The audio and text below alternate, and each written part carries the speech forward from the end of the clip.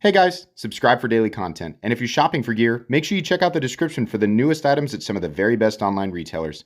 There's also links for some of the items that I personally recommend. Thanks! What's going on YouTube? Metal Complex here, and today I have should I call this a review? Today I have a knife video to share with you guys, covering a knife that I cannot believe I have never covered on this channel. This is the first time I've ever actually handled this thing. The legendary Cold Steel Espada XL. Oh boy, just uttering the name, I can almost hear the various opinions and different types of people crawling out of the ductwork to tell me what for. Yeah, I'm going to do my best to apply my review style to this knife. This was sent to me by Pete from Cedric and Ada. Actually, it came to me from Australia, and originally it came to him from Advanced Knife Pro. Both of these guys have done, like, for people who are like, you got to test it. Don't do the Cold Steel Espada XL an injustice by not demonstrating the might, the majesty of the Cold Steel Triad Lock. I get it, you worship. This is the god that you worship. I get it, right? Those two guys did a way better job demonstrating what this knife is capable of on our channels. If you want to see that, seriously, I mean, I don't know why you guys wouldn't be subscribed to Cedric and Ada and Advanced Knife Pro already, but if you're not, go subscribe, check out their videos. They did a way better job. I'm just going to talk about it the way that I usually do. Thanks to my patrons for supporting me. And please make sure to follow me on Instagram at metal_complex. Let's go ahead and do some measurements.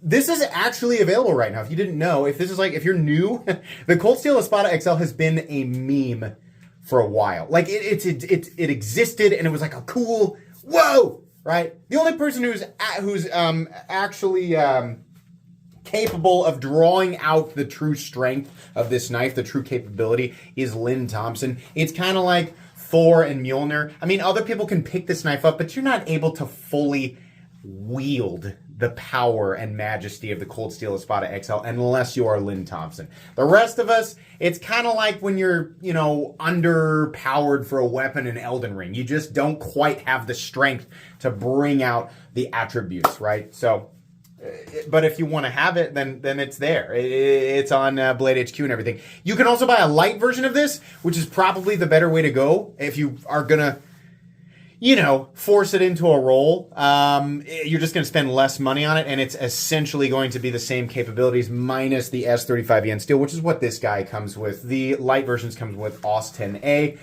But if you're gonna be using this thing the way that it is demonstrated by Lynn Thompson, again, you can't use it the same way. He's far too powerful. Then at the end of the process, will the S35VN matter that much more than AUS 10A? I don't know. Probably not. Let's go ahead and measure it. It's a big knife. Overall length is, 17 inches. Really? Okay, so we're going like from here to here. It's like 17 inches. If you want to go this way, I don't know. I think this is probably the best way. 17 inches. Blade length is 7.5. It's like 7.6 inches. Cutting edge is 7.25 on the dot. How about some size comparisons? That makes perfect sense, right? Okay. The Ontario Rat Model 1 and the Ontario Rat Model 2. That's not the Rat 2. This is the Lander.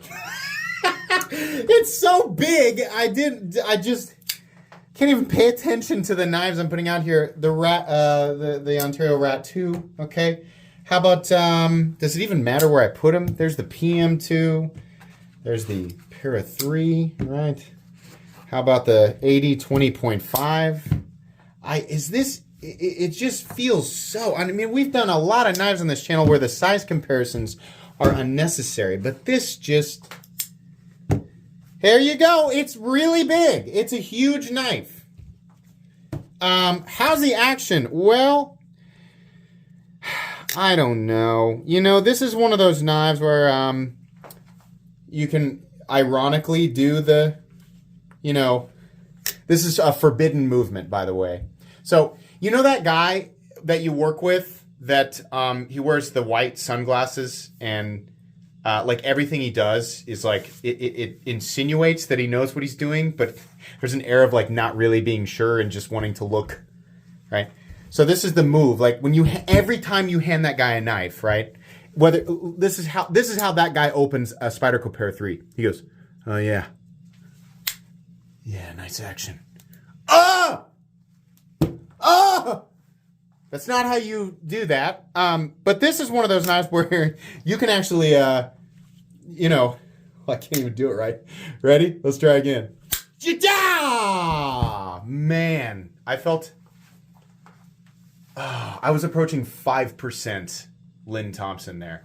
God, 5%. Oh, the power, right? Otherwise, the action is, boy, it actually is pretty painful to wield this out. I don't know that there is a casual way to open this, right? What I've been doing is literally like grabbing the blade with 4 fingers and opening it like this. I'm just trying to imagine, you know, I know that there are people who like EDC this and they, you know, like, I gotta assume that most people who put this in their pocket and carry it around are self-aware and they're like, yeah, I know it's ridiculous, but I just like it, right? Okay, yeah, I get that. But I also am cursed with the knowledge that there are a few people who carry this thing around unironically. And I'm just imagining how the setting looks when someone like legitimately like, hey, anybody got a knife on you? And I just want to be a fly on the wall to watch someone try to present this as just casually present it as like, oh yeah, no problem. How do you open it? I mean, certainly the scariest way would to be like, yeah, no problem. Situation, you know? Probably not. That's a little bit aggressive. Lone wolves be like, I don't care what anybody thinks. I walk my own path by the beat of my own drum. Cold Steel Espada XL. Those guys are not allowed. Their clan doesn't allow them to open it with one hand. It's actually like they'll be expelled from, you know, like knife Hogwarts or whatever, tactical knife Hogwarts. No, but I'm like, how do you present this without like trying to play it off as like, yeah, it's just, this is who I am. I don't know. It's painful to open with this. And I know people are already screaming. Look down there before they frantically try to delete their comments. People are already screaming that I'm missing something obvious. You are missing the tactical feature. The tacticaliest tactical feature that has ever been. I know that this is designed to catch your pants and, you know, you pull it out and then, yeah, right? And it's just the sheer agility and the shock wave off of, you know, the lockout is enough to send even the most battle-hardened adversary running for the hills, right? Or that's the idea anyway. That's the impression I get from watching Lynn Thompson wield this thing. I have no doubt that the legendary Lynn Thompson wielding it would result in that, exactly. But us lowly mortals, I don't know. Maybe, right? Yeah, you pull it out of your pocket and you do it right, you know, with enough training and focus, you can do it right. And it comes out and then you're ready, right? Even opening it with 2 hands, that's enough to, you know, be like, well, okay, this guy's weird. But like whipping it out like that, you know, and there's like, what are you, like in your head, this like 5-finger death punch is playing and you hand it over with your jean jacket. Yeah. Okay. So you can do that, right? Most ways that you open it are not convenient, painful, and utterly ridiculous. But it does make for a fantastic conversation piece. I'll admit, all of my family members, even those who are not into knives, right? No matter who I show this knife to, as long as I don't whip it out like a raging psychopath, the general response is, wow, that's pretty cool, right? people, it's because it's so ridiculous. It's obviously ridiculous. It's just fun, you know? The funny thing is that this is one of those things, you know, it looks like it came out of a Bud K catalog. And I'll admit, you know, when I was younger and I didn't know better, I loved flipping through Bud K. There's not a lot of us who didn't like to flip through Bud K. Ooh, Spike's Dragon Tail, Knights of the Round something Fire Ninja level 100. Wow, $39.95. I gotta have that. Oh, it's no way it's that expensive. $19.95. I gotta have that, right? Really cool. We didn't find out till much later that the vast majority of the stuff that was offered in the Bud K catalog was junk. This looks like something that would come from the Bud K catalog. The difference is this is extremely, extremely durable and capable, as proven by not just Cedric Kaneda and Advanced Knife Pro, but many people, right? This thing has been proven. It's not like we're sitting around going, gosh, is the Cold Steel Espada XL actually as capable as they say? No. The Cold Steel Espada XL would say, you know who I am. Don't pretend like you don't know who I am and what I'm capable of. Stand aside, peasant. Anyways, where are we at? Should we do carry profile? Does that make sense? Well, it's really not all that thick. I'm kind of surprised by that. It's not very thick. Okay, let's do this. It's not going to fit in your pocket. It's not in a regular pocket, but I mean, I don't know. It depends on what kind of pants you like to wear. So, you know, if your pockets are that deep, you're going to have this metal phallic shape sticking up out of your pants, right? It's best case scenario, it makes it to here, and this much of the pocket clip is holding it into your pants, right? I don't know. I think the pocket clip for the average pocket probably should have been mounted lower, which I hear is a better position, like in terms of like the tactical. I mean, if you think about it, if it were mounted lower, right? Here's my argument for a shallow carry pocket clip, which is rare on this channel. If it were mounted lower, you would have less distance to travel to the tactical unicorn rectangle. What am I saying? And then you technically could get it out faster, so you could, you know, you gain the tactical upper hand, right? Tactical. How many times can I say that in this upload? Okay, let's see here. Weight, should we weigh it? I bet it weighs a lot. Yeah, the weight on this guy coming in at a pound. No big deal. It weighs a pound. So what, huh? Most of your average cell phone probably weighs close to that. All right, hardware check. Let's get out my tools. My tools are very inexpensive and very recommendable. You can find them right down in the section of my description that talks about the tools I use on the channel. Pretty sure the pivot is a T10. And, you know, really, I'm not sure why, but all the body screws are T6. Okay. I don't know. I don't know why, but they are. Same with the pocket clip screws. There you go. Let's see. Should we measure the blade stock thickness? I think that we should. The blade stock thickness, it's probably not as thick as you might think, but it's good, you know, for situations where you're actually going to use this thing, that the blade stock is not super thick. It doesn't need to be. It's about 145 thousandths. Okay. Okay, meat and potatoes time. Let's jump into some. I'm making fun of this thing, but I you know, I gotta admit, like the little kid in me very much enjoys this, very much. And the other thing I'm really impressed with is how good this thing feels. Like, man, those lock-ins, like this area right here. Oh, I'm ready to go to war.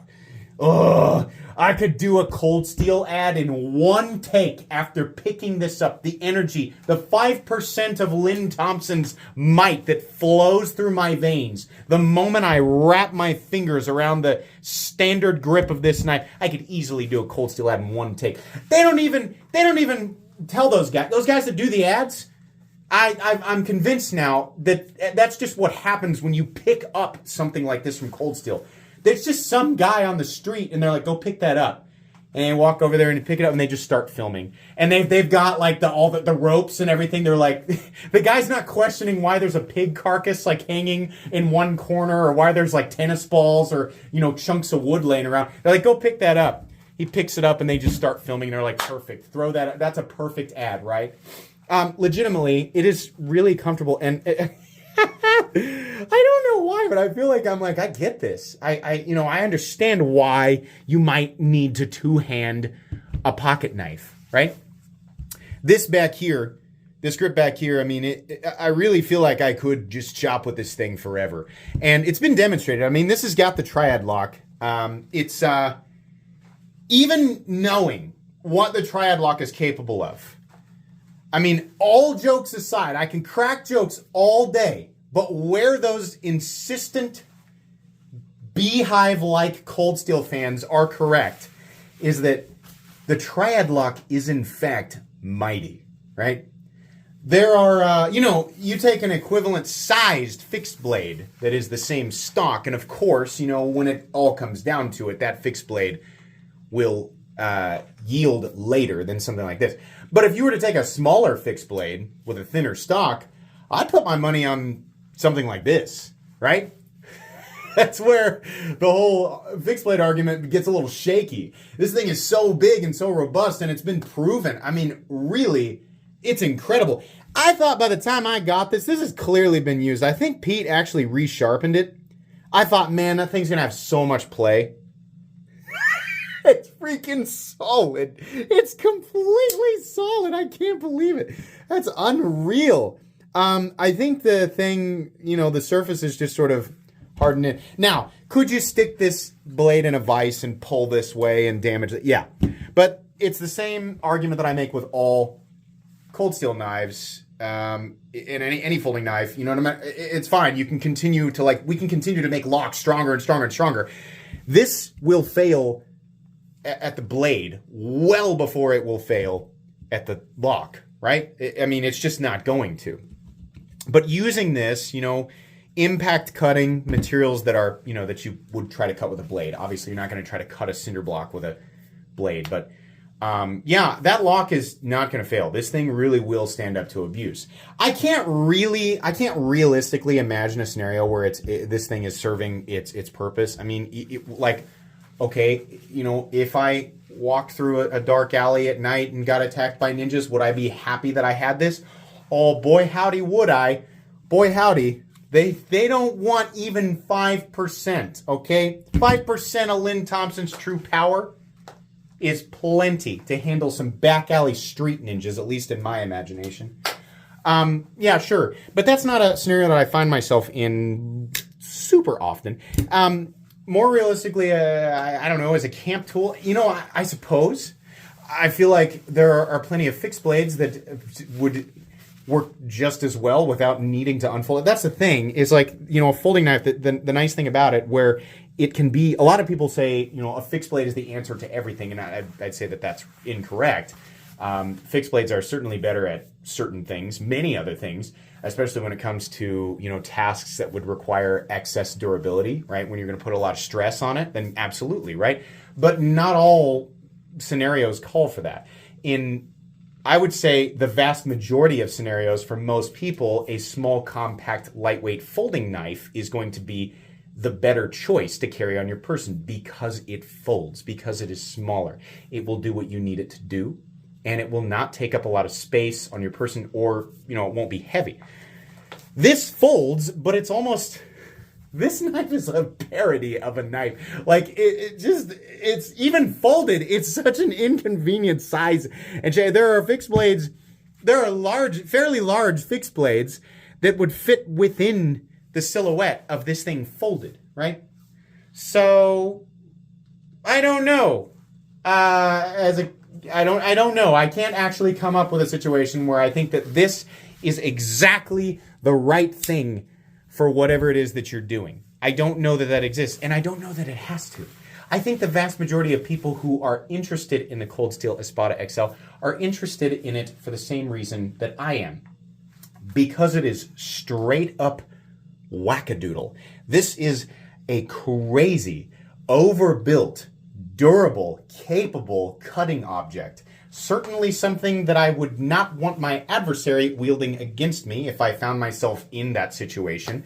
This is a pretty scary thing that exists. It's kind of amazing. This is G10 and aluminum. The lock itself is steel. It's a good thing that they used aluminum, because if this was all steel, it would be way too heavy.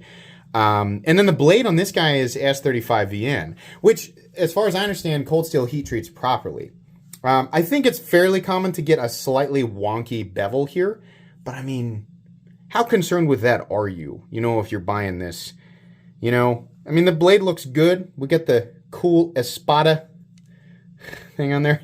These are made in Taiwan. And, you know, a lot of people who don't know better look at that and they think, oh, Taiwan, so it's junk. No, actually, Taiwan manufacturing is very, very good.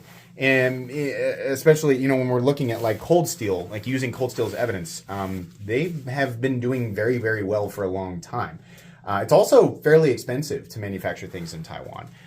So this is made well. I mean, honestly, the fit and finish on this thing is good, especially when you expect things like this, like oversized, kind of ding-dong, Bud K looking things. You know, you expect them to be kind of goofy. No, it's actually put together pretty well. So yeah, there you go.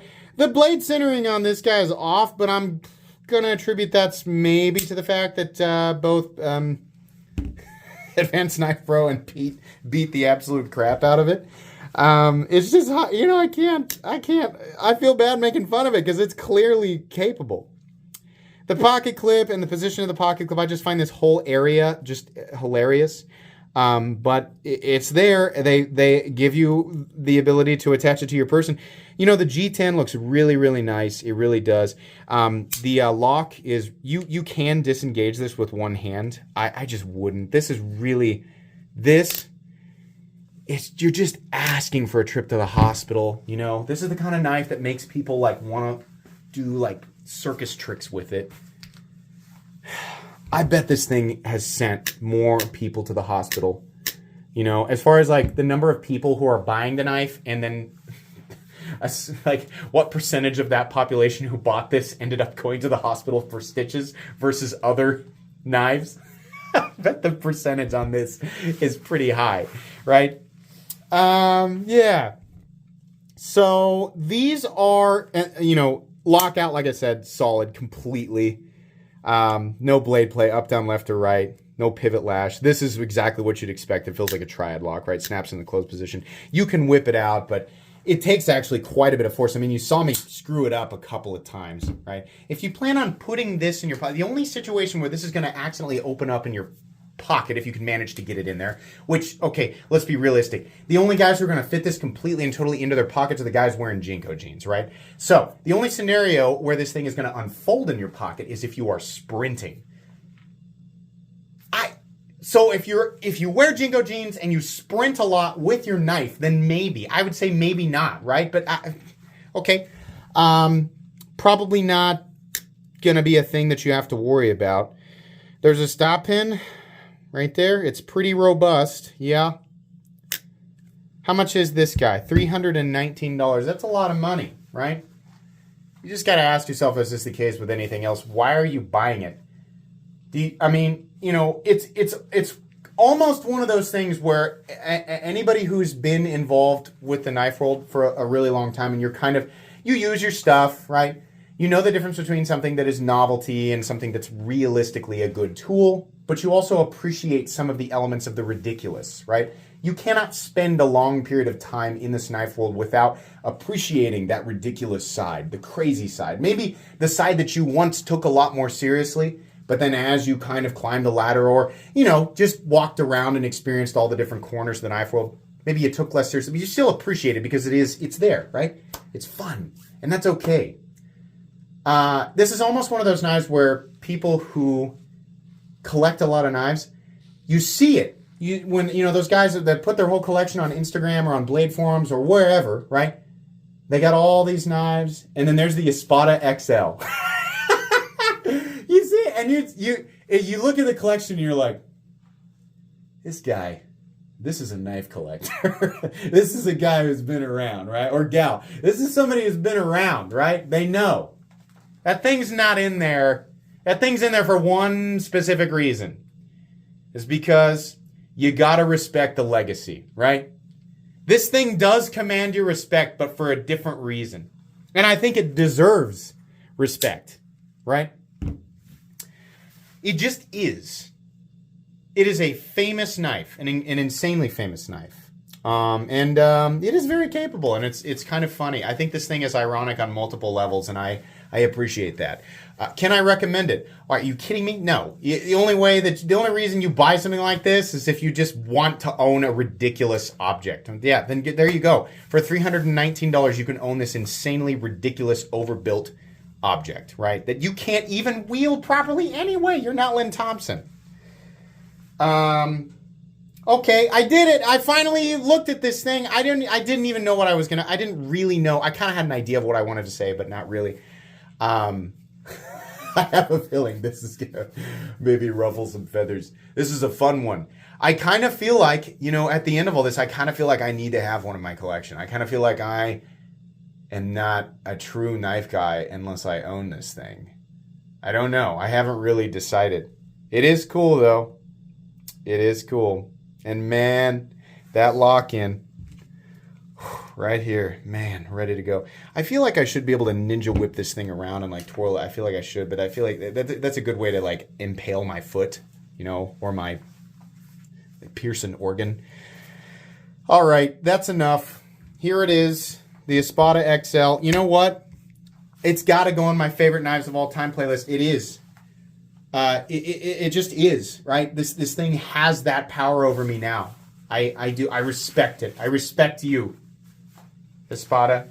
It's going on my favorite knives of all time playlist. That's going to be pretty much it. Please make sure to follow me on Instagram at metal_complex. If you enjoyed this video, leave a like. If you'd like to check out my other content, I do, of course, have lots of videos of knives that are either expensive or inexpensive that I do or don't like, so check those out. And if you enjoy all my content, go ahead and click on that Metal Complex logo right there and subscribe because there's definitely more coming. Thanks again for watching, everybody, and have a great day.